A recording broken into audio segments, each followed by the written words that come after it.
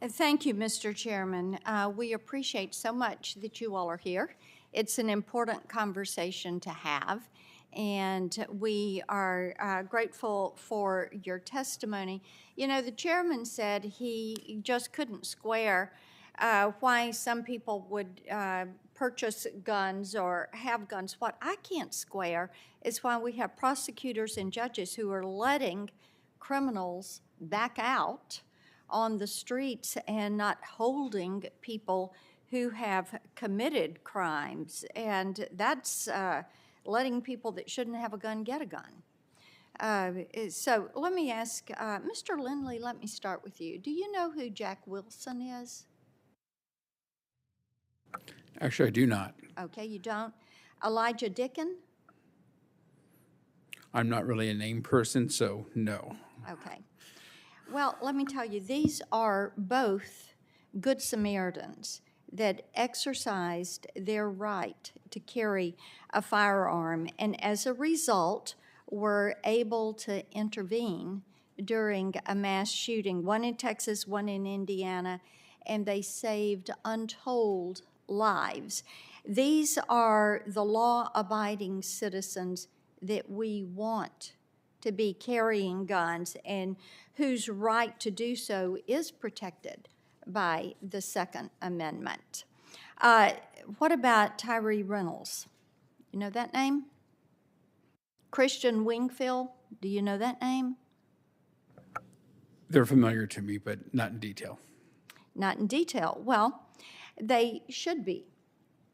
These are criminals who committed violent crimes using firearms, and then they were released back to their communities as a result of the radical left's soft on crime policies and the Soros-backed bail reform. So they got out. They went on to participate in shootings.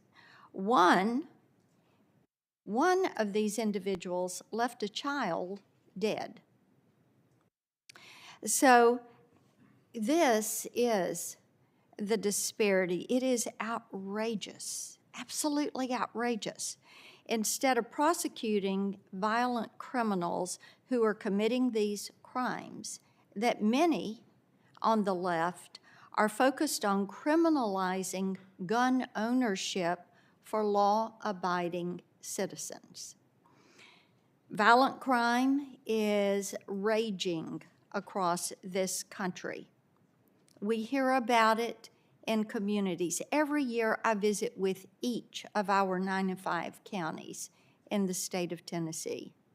I visit with law enforcement in those counties. And what we hear is with gangs proliferating, with drugs flooding this country because of the cartels, because of that open border, crime is on the rise. And there seems to be a penchant, though, from my colleagues across the aisle to restrict self-defense options. Senator Graham talked about this at the outset. This is a right. The Second Amendment is a right.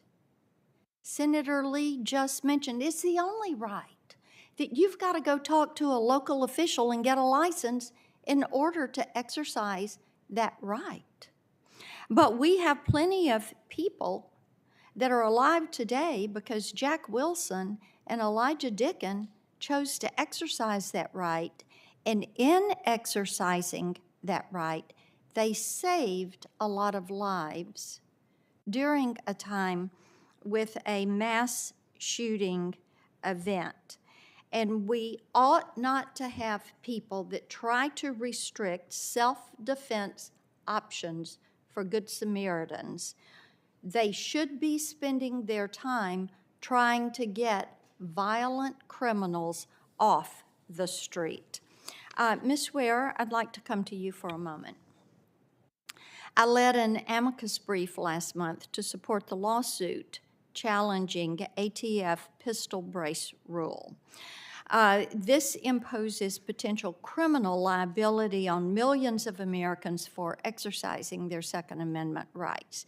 The ATF claims that this rule is necessary because arm braces transform a pistol into a short barrel rifle.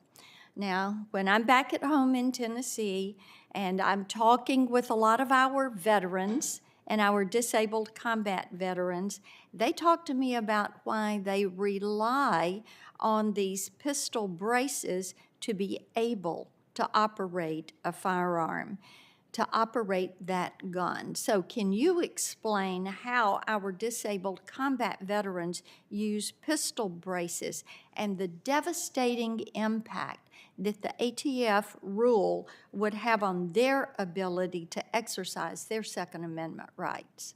Senator, thank you for that question. Pistol braces work in such a way, so if you understand a handgun, which generally speaking, you can hold with one hand. A lot of these disabled veterans cannot use that second hand, for example, as a additional stabilizer, right? So they have trouble using that with one hand. The way that the pistol brace works is that it extends a lot of them down the arm and either allow the person with that brace to brace it against their inner arm or to even strap it into their forearm to give them additional stability. So it's a safety mechanism.